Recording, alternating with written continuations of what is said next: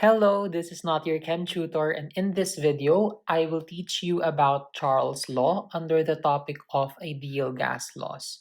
So as usual, I prepared examples so you can practice some calculations. First, let's go over some concepts. Charles' law states that at constant pressure and fixed amount of the gas, volume is directly proportional to the absolute temperature. Again, volume is directly proportional to the absolute temperature. So what does directly proportional means? It means that if you increase the temperature or it gets hotter, volume also increases. On the other hand, if you decrease the temperature or it gets colder, volume also decreases. So again, increase in temperature, increase in volume, decrease in temperature, decrease in volume. That's what you mean by directly proportional. And you can see this in the graph for Charles' law. As you can see in the graph, as temperature increases, the volume of the gas also increases.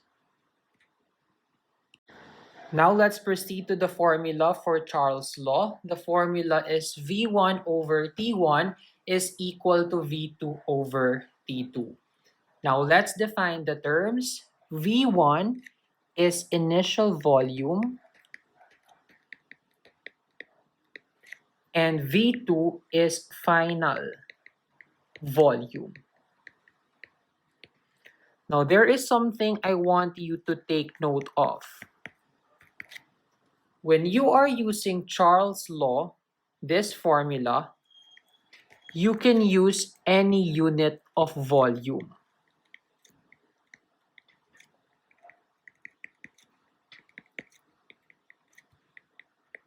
You can use liters, you can use milliliters or ml, you can use cubic meters, you can use cubic centimeters, depending on what is given in the problem. But make sure you are consistent in using that unit. For example, if you use liters for V1, make sure you are using liters for V2. If you are using ml for V1, make sure you are using ml also for V2. Again, you can use any unit of volume as long as you are consistent with that unit. Now, T1 is what we call the initial absolute temperature.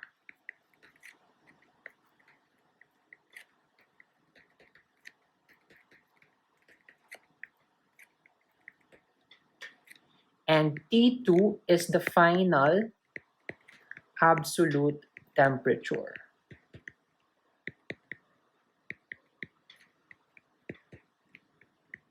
So what do you mean by absolute temperature? Absolute temperature is the temperature in Kelvin scale. Therefore, your T1 and T2 are strictly in Kelvin.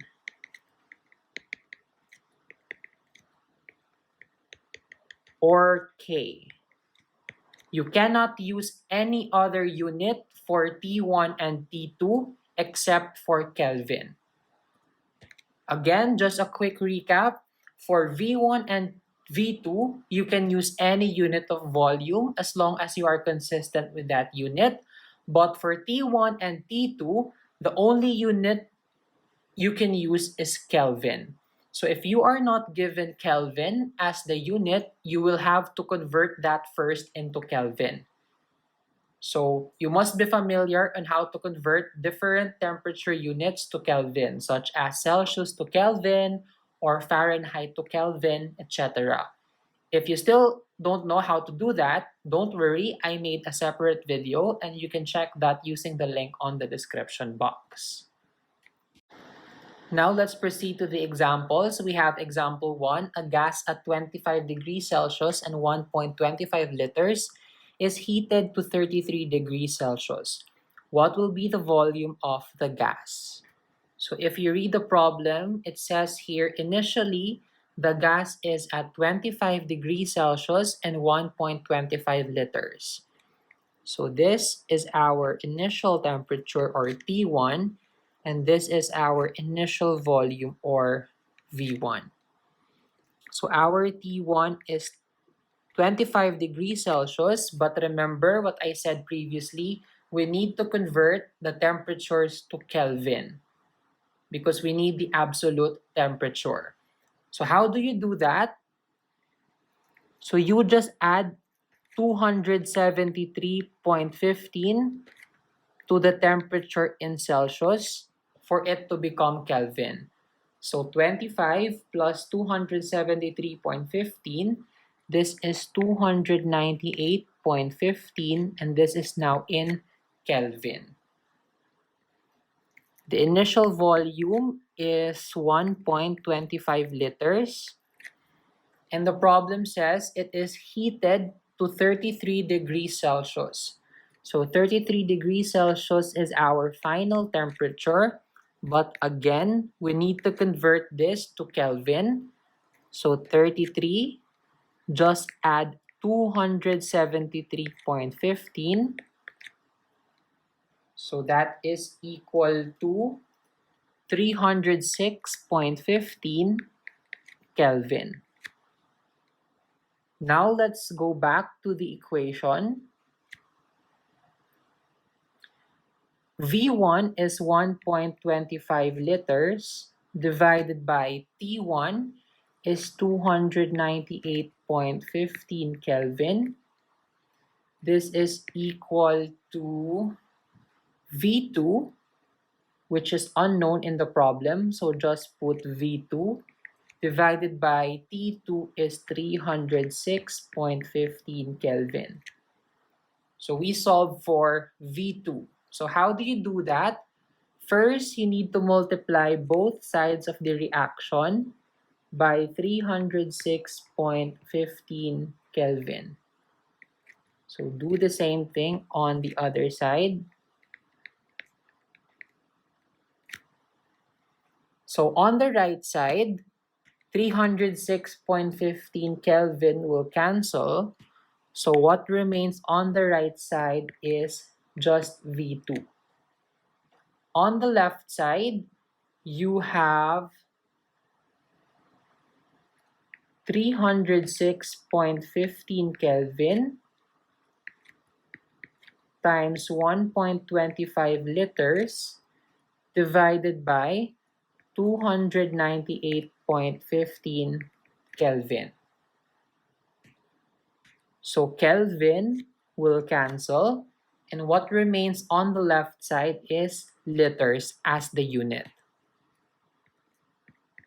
So if you solve this in your calculator, 306.15 times 1.25 divided by 298.15, this is equal to 1.28 liters. So the answer to example 1 is 1.28 liters. For the second example, a gas occupies 90 ml at a temperature of 303.15 Kelvin. What will be the temperature if the volume is decreased by 10 ml? So initially, the gas occupies 90 ml, so this is our V1, at a temperature of 303.15 Kelvin, so this is our T1. So our V1 is 90 ml, and our T1 is 303.15 Kelvin. So this is already in Kelvin, so no need to do conversions. Now, the problem says what will be the temperature if the volume is decreased by 10 ml. So what will be our V2? Now, this is the part where students usually commit mistake because of the phrase volume is decreased by 10 ml. So I want you to differentiate decreased by from decreased to. So in this example, our V1 is 90 ml. If you say decrease to 10 ml, that means your V2 is 10 ml. But when you say decreased by 10 ml, then you subtract 10 ml from 90 ml. So V2 becomes 80 ml. So this is the difference between decreased by and decreased to. So please don't get confused with this part of the problem whenever you are given similar problems.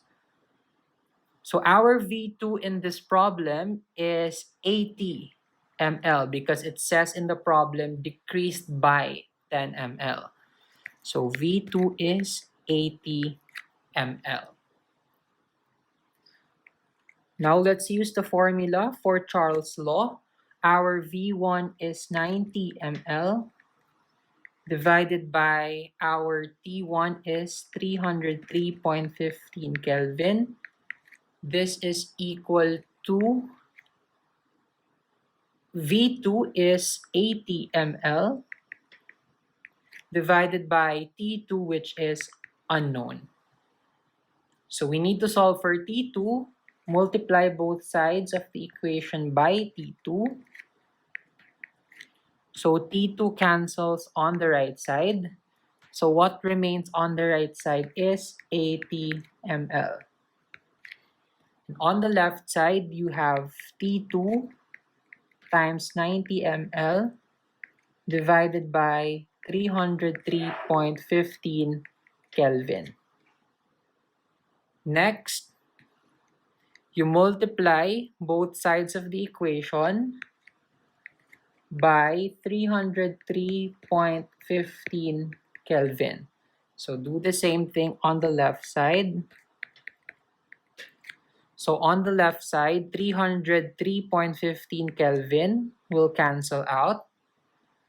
So what remains on the left side is T2 times 90 ml. And on the right side, you have 80 ml times 303.15 Kelvin. Now divide both sides of the equation by 90 ml.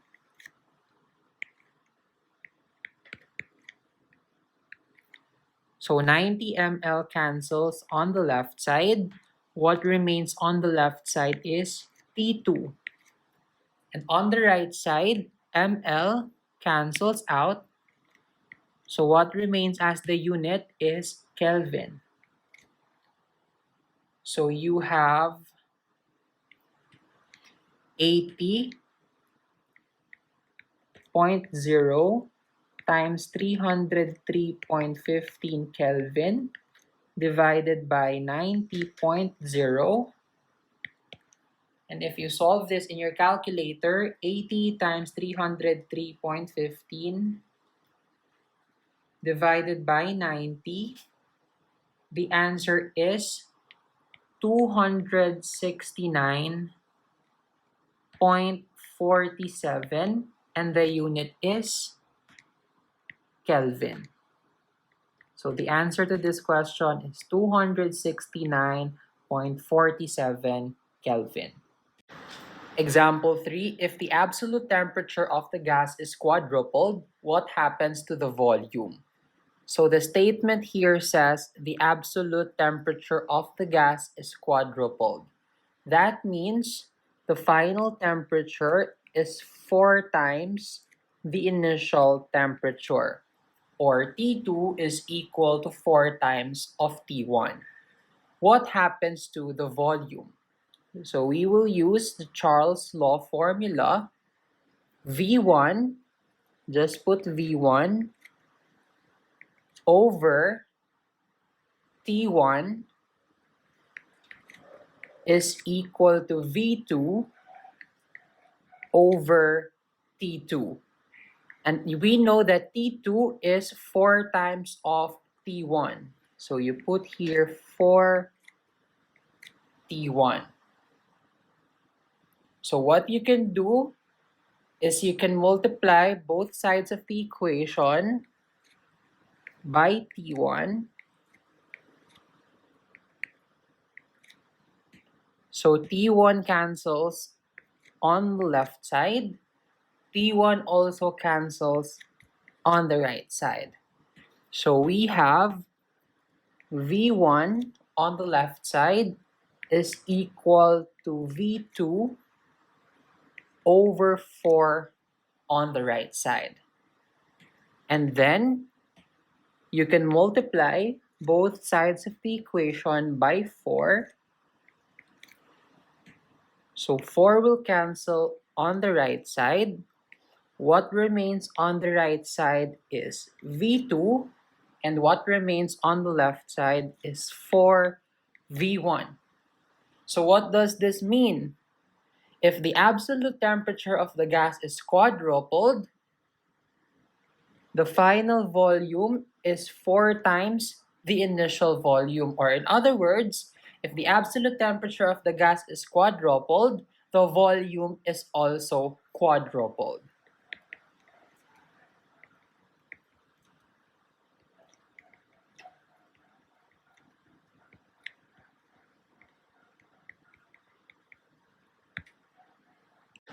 For our last example, a gas initially occupies 30 ml at 15 degrees Celsius. What will be the change in volume if the temperature is increased to 20 degrees Celsius? So initially, our volume is 30 ml. So this is V1.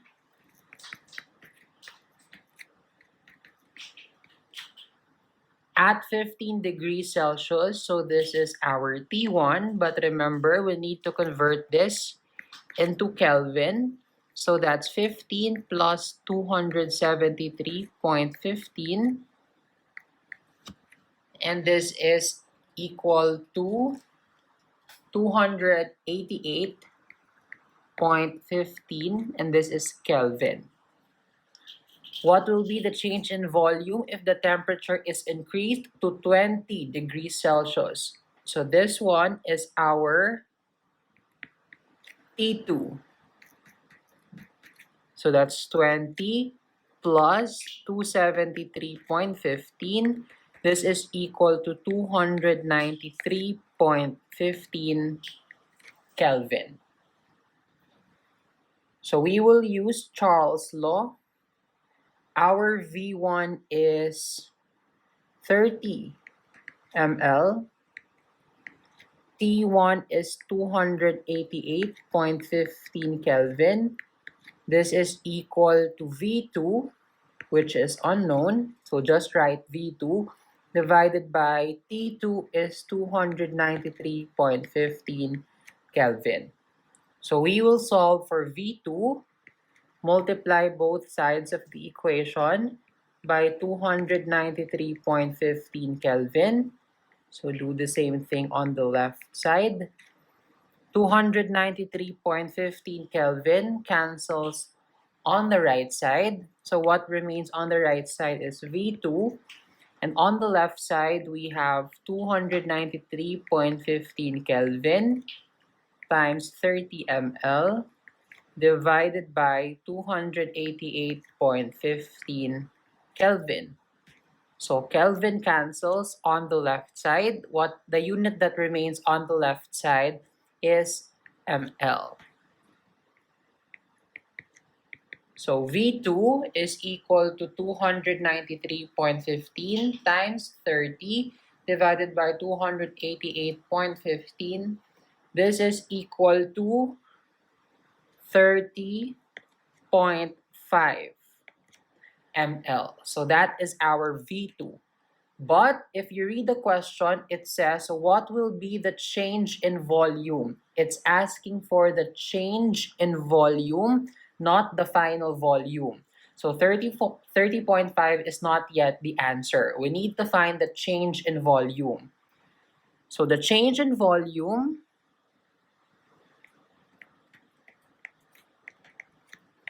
is equal to the final volume minus the initial volume. So V2 minus V1. So that's the change in volume. V2 is 30.5 ml minus V1 is 30.0 ml. So the change in volume is 0.5 ml. So the answer to this question is 0.5 ml.